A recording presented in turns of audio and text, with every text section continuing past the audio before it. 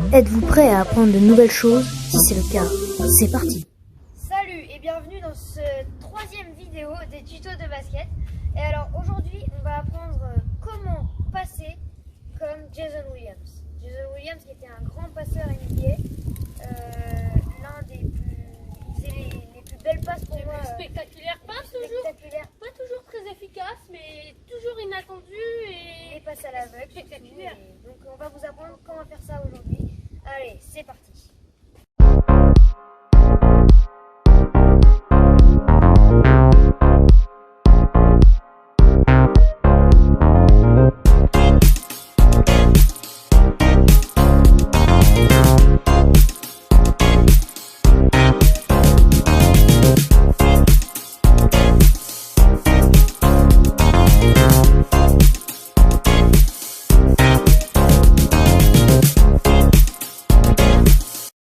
Le plus important pour faire une passe pour que votre défenseur marche bien la feinte, regardez le panier. Toujours regarder le panier, fixer le panier comme ça. Par exemple, si vous faites une feinte aller au double pas et puis que vous faites la passe, le défenseur il va naturellement croire que vous faites un double pas et il va s'élever pour contrer. Donc on fait un exemple. Vas-y, va au panier. Hop, et quand tu t'y attends pas le défenseur, il fait la passe et comme ça moi je suis tout seul. Parce que le but de la passe à l'aveugle, c'est que vu que nous on regarde le panier quand on court, hop, et ben le défenseur il croit qu'on n'a pas vu le joueur qui était démarqué tout seul sous le panier. Et donc, ou alors il n'est pas forcément démarqué à ce moment-là. Et par contre, ton coéquipier il va en profiter pour passer. Et comme ça, les défenseurs ils se doutent de rien parce qu'ils se disent ah lui il va aller au panier. Du coup on va aller par exemple à 2 pour essayer de le contrer. Et du coup, il y en a forcément un défenseur qui va lâcher son joueur. Et c'est ce moment-là, pour avoir une très bonne vision de jeu, c'est ce moment-là où on arrive, on regarde le panier et d'un coup, hop, la petite passe qui va bien. Et comme ça, votre coéquipier est tout seul et il peut marquer le panier. Et le moment où il faut regarder, parce qu'au bout d'un moment, si on regarde jamais les coéquipiers qui sont dispo, c'est pas possible de faire une passe. Alors le mieux, c'est si vous faites la feinte juste après dribbler, regardez juste avant de dribbler, comme ça vous savez à peu près où vos coéquipiers sont. Ils sont là, et hop, on va vers le panier. Et là du coup je sais qu'ils sont là, et si je vais là, je peux directement leur faire la passe parce que en fait il faut toujours prendre l'information avant d'avoir la balle. C'est-à-dire j'ai pas encore la balle, mon coéquipier ne m'a pas encore fait la passe. Hop, comme ça dès qu'il me fait la passe, je sais directement où sont mes coéquipiers et je peux aller au panier et savoir parfaitement où sont mes coéquipiers. Donc c'est pour ça que Jason Williams pouvait faire des passes comme ça parce qu'il avait une vision de jeu extraordinaire. Mais la vision de jeu, c'est pas super compliqué à travailler. Faut juste essayer de se concentrer un maximum quand vous êtes sur le terrain. Et comme ça, après, vous pouvez faire des passes à l'aveugle le plus réaliste possible. La passe au sol basique, c'est la plus simple à réaliser de toutes les passes qu'a fait Jason Williams durant sa carrière. Alors, on va vous expliquer comment faire. Déjà, une passe au sol, et fais-moi la passe, c'est avec les deux mains. Une passe au sol, c'est toujours comme ça. Et là, le truc qui va changer, c'est que quand on va aller au panier, et ben la passe, on va pas la faire comme ça à deux mains. On va arriver sous le panier, et on va faire juste à une main, comme ça. On va faire juste comme ça pour que le défenseur ne s'y attende pas.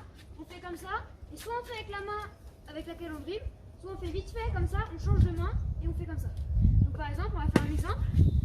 On va faire comme si on était en train de jouer. C'est parti.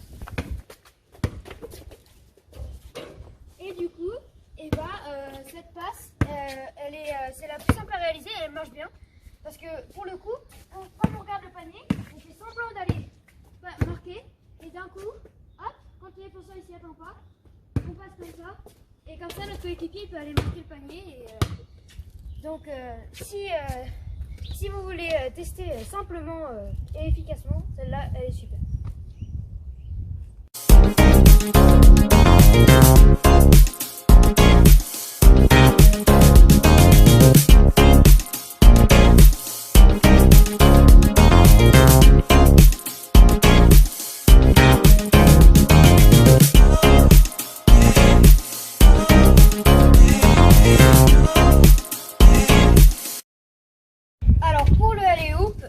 Qui est un peu plus compliquée que la première. C'est une technique surtout qu'il faut utiliser quand on a des joueurs ou des coéquipiers qui jouent avec nous qui sont grands. parce que si tu sais dunker, c'est beaucoup plus facile. C'est sûr. Donc le but pour la passe, Victor, tu vas nous expliquer? C'est souvent c'est les meneurs qui font ça. Donner l'impression de faire une passe à quelqu'un d'autre ou d'aller marquer, alors qu'on va lancer la balle en l'air pour qu'un autre joueur la récupère et tout de suite tire. Faut pas se reposer par terre, tu prends la balle. Faut vraiment que quand on reçoit la balle, faut pas que le pied touche le sol et qu'après il remonte. Faut vraiment qu'on reçoive la balle en l'air et hop, et quand on est en l'air, on shoot. Donc c'est pour ça que c'est la technique qui est un peu plus compliquée, surtout pour le shooter. Donc il y a plusieurs façons de faire la passe pour le alley-oop. On peut la faire soit contre la planche. Si notre coéquipier est derrière nous, on arrive au double pas et on fait une passe contre la planche. Hop, et comme ça notre coéquipier la rattrape derrière nous, il peut la mettre. Ou alors on peut faire une passe sur le côté pour faire de l'autre côté, pour faire croire qu'on fait un bras roulé. Et finalement, notre coéquipier, un bras roulé un peu trop fort en fait. C'est le bras roulé mais trop fort qui fait un airball de l'autre côté du panier. Comme ça notre coéquipier peut la rattraper derrière. Et il y a plusieurs techniques, notamment soit utiliser la planche, soit faire directement une passe.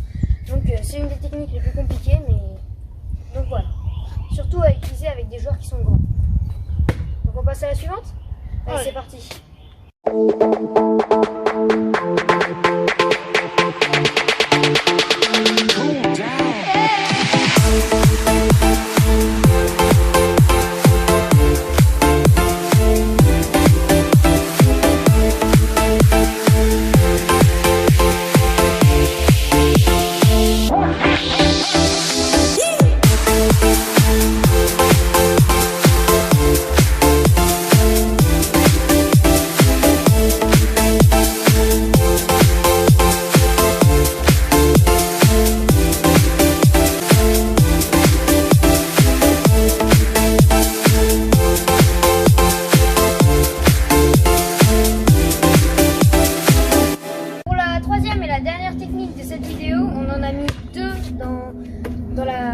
Dans la même série de techniques parce qu'elles se ressemblent énormément. C'est la passe entre les jambes à l'aveugle et la passe dans le dos à l'aveugle. Alors c'est un peu comme la passe basique qu'on a fait, la première technique qu'on a fait dans cette vidéo, sauf que là c'est pour la passe basique par exemple, c'est un cross, sauf que je ne rattrape pas la balle pour faire la passe. Là c'est pareil, c'est un dribble en dessous des jambes comme ça, sauf que je ne rattrape pas la balle. Et pour le dribble dans le dos, c'est tout simple, c'est hop, dribble dans le dos, sauf qu'il ne rattrape pas la balle. Et là, on va essayer vraiment de regarder le panier avec Victor qui va nous expliquer comment faire. Alors, comme toutes les autres passes, il faut regarder le panier, comme Léo l'a dit. Et faut bien faire attention que la balle, quand vous la passez dans le dos, elle ne touche pas le dos. Parce que sinon, ça va vous bloquer si c'est vraiment dans le dos. Ou ça va vous ralentir. Dans tous les cas, ça sera plus lent, donc ça sera plus prévisible et ça risque de vous gêner. Et si c'est bloqué, vous risquez de courir avec la balle et ça fera marcher. Donc ça sera un peu bête de perdre une balle comme ça. Mais si c'est bien fait, ça marche super bien. On va vous montrer comment.